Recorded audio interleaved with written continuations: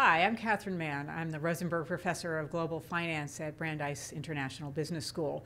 So I had the opportunity today at the Middlesex Savings Bank annual economic breakfast to talk about the outlook for the U.S. economy and three challenges that the President and Congress face.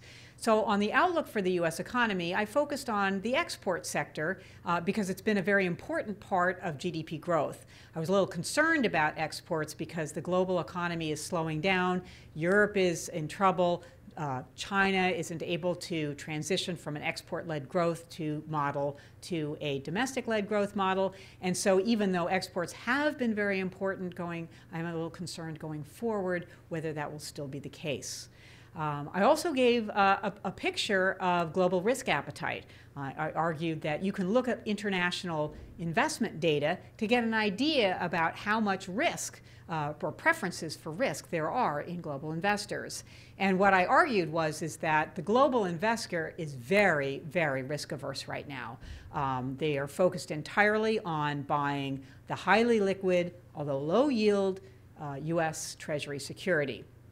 So what does that mean going forward for the outlook for the U.S. economy? I'm a little concerned about the underpinnings for growth. Lower personal consumption expenditure. I also pointed to some problems with business investment being uncertain and therefore not being very robust, and then this concern about the global picture. So I then went on to address three challenges facing the President and Congress going forward. And those three challenges are, first, the fact that our GDP, even though it hasn't been growing that fast, it has fully recovered from the recession. On the other hand, employment has not. So this GDP growth employment disconnect is one challenge. The second challenge is to consider the fiscal cliff and the fiscal chasm. And the third challenge has to do with mobility in America. So on that first challenge, the employment and GDP growth disconnect, I talked about the problems with mobility in the workforce, that new research focuses on the fact that workers who are in housing that is underwater are 30% less likely to be able to move. So they can't even go find those jobs that they might be skilled for. The second problem being skill mismatch, that the problem is that the jobs that are being opened up, for example, in manufacturing, require different skills than jobs that are being closed down in some financial services. So skill mismatch is also a problem. And then there are some problems having to do with unemployment compensation.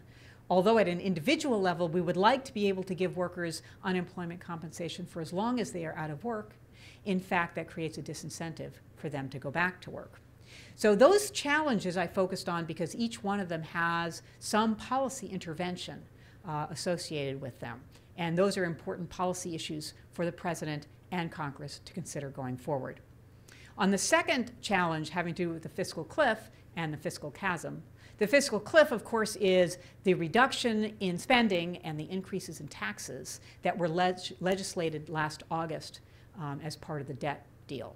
And that, of course, will occur in January. At an individual level, we might like to have fiscal rectitude, balanced budget, and so forth.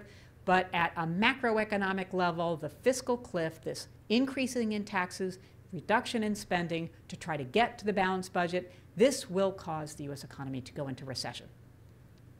Longer term, there are big problems with where we spend our money in terms of health care and Social Security and how we raise our taxes. And so that challenge of the longer-term sustainability of the fiscal system in the United States, that's a challenge going forward for the Congress and President as well. The third challenge has to do with economic mobility. In other words, the American dream. The argument is even if you start poor, if you work hard, you are able to move above the station of your parents, that you can move up in the income classes. And I showed some evidence that suggested that for the American dream, it's not so much as it used to be, that the American dream, that the ability to move up has really deteriorated a lot.